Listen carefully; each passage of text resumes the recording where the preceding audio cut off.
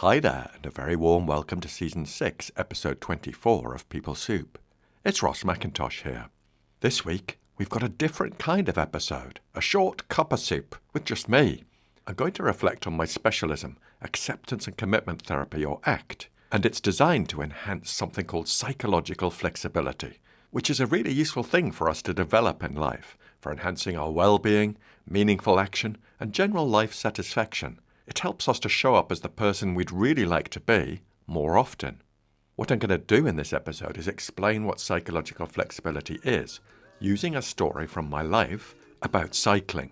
And just to let you know, there is, what I would argue, is an entirely appropriate use of the F word a bit later on in the episode.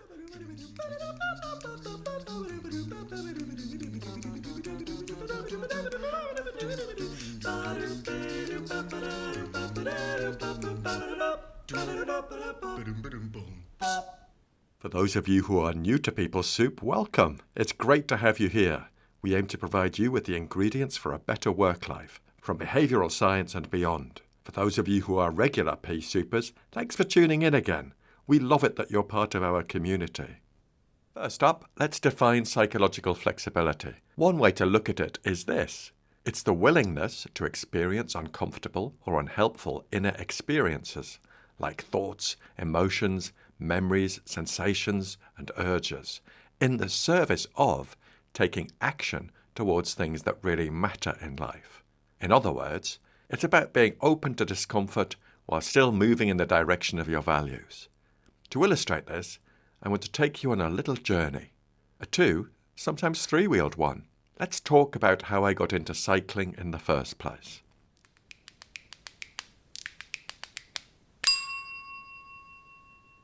A brief history of me and bikes.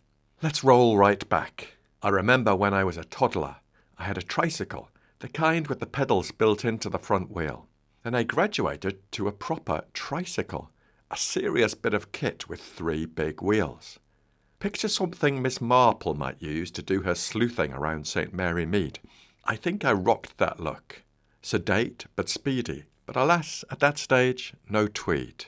Then came the moment I had to graduate to 2 wheels. This milestone had been delayed, possibly because of early signs of procrastination expertise, and possibly because of fear. And eventually, it just had to be faced. I was becoming that slightly weird kid, still riding Miss Marple's tricycle. We found a quiet country lane near a village called Stamfordham. It had a slight incline. My dad took me to the top of the incline, Mum was cheering me on, and down I went with full-on anxiety, pedals spinning, heart racing. I picked up speed, felt a glorious mix of elation and terror, and promptly crashed into a ditch full of nettles and thistles, grazed knuckles and knees. But I think I got the knack that day. I was hooked. From that point on, I loved playing out on my bike with my friends. Playing out. What a lovely phrase that is. Then, my dad, also known as Big G, actually built me a bike.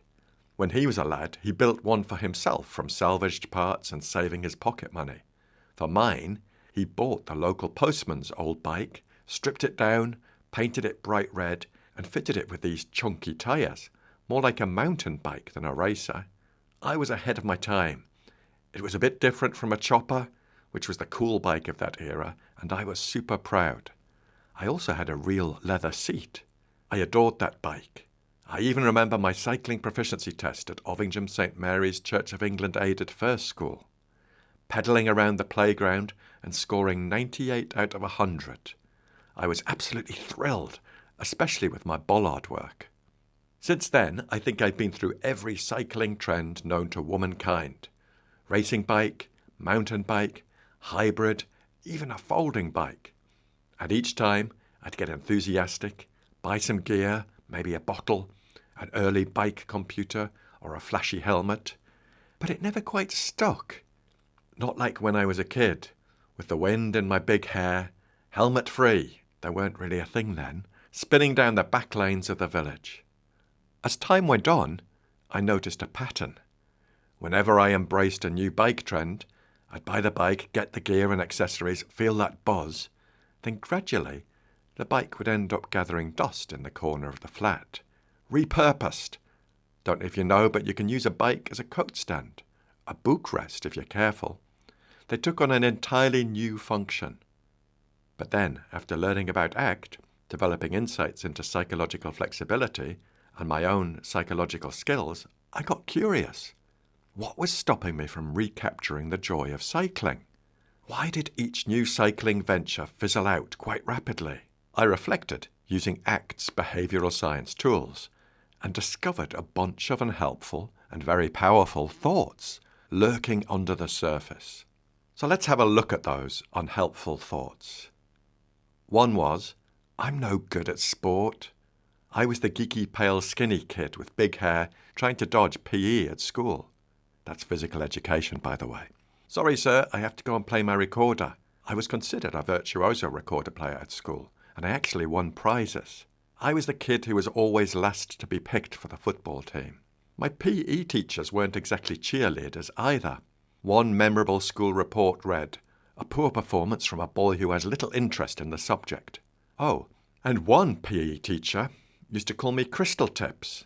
There was a cartoon around at the time of a girl with her dog, and the girl had massive hair, and he used to shout at me, "Come on, Crystal Tips, lift those legs." Ironically, I was actually quite good at the hurdles with my lanky pins. Another unhelpful thought was, what will people think of me? Now, this is a thought that shows up in every area of my life. Would people laugh at me, wobbling along? Would I be ridiculed as just another mammal? That's a middle-aged man in Lycra.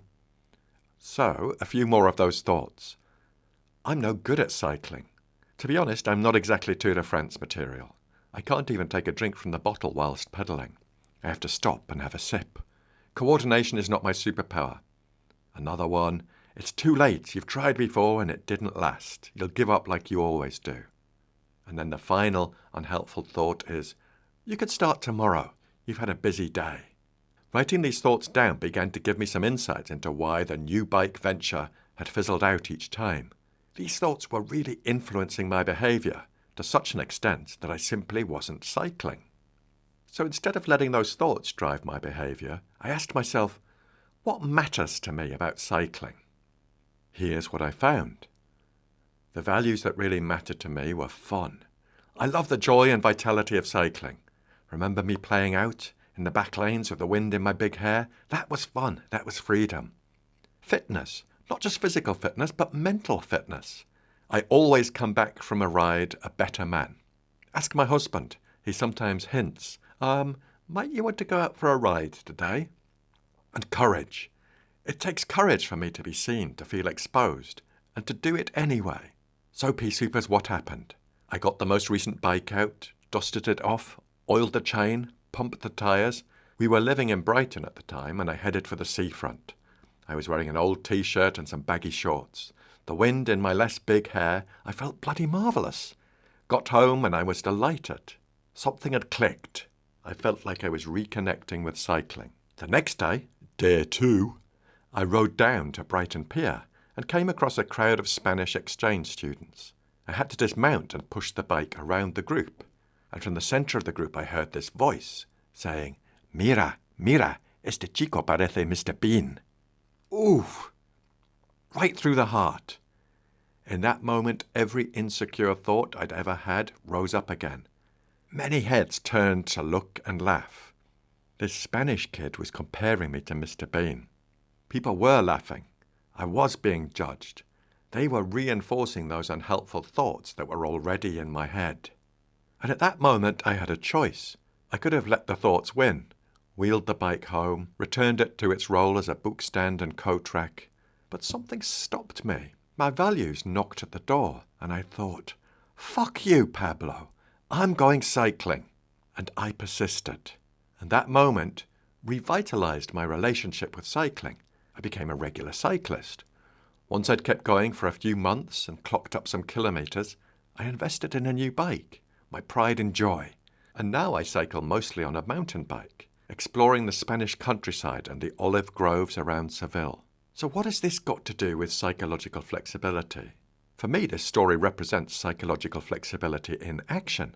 It's the willingness to experience those uncomfortable thoughts. What if people laugh?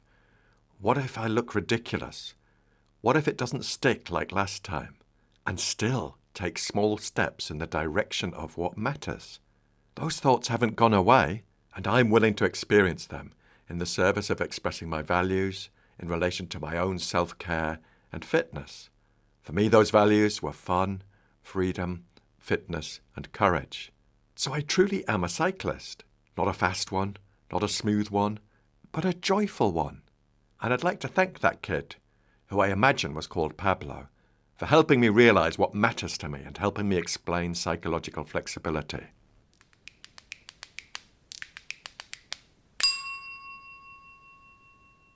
I hope this story helped illustrate the idea of psychological flexibility. If you've got thoughts, questions, or your own story, I'd love to hear from you. If you'd like to hear more episodes just from me, I'd love it if you let me know. Do you have any particular workplace topics you'd like me to reflect on? You can get in touch at peoplesoup.pod@gmail.com, on Instagram at people.soup, and on LinkedIn and Blue Sky, just search for my name, Ross McIntosh. If you've enjoyed this, please do share, subscribe, rate and review. You can help me reach more people with the special People Soup ingredients. Thanks to Andy Glenn for his spoon magic and Alex Engelberg for his vocals. Most of all, dear listener, thanks to you.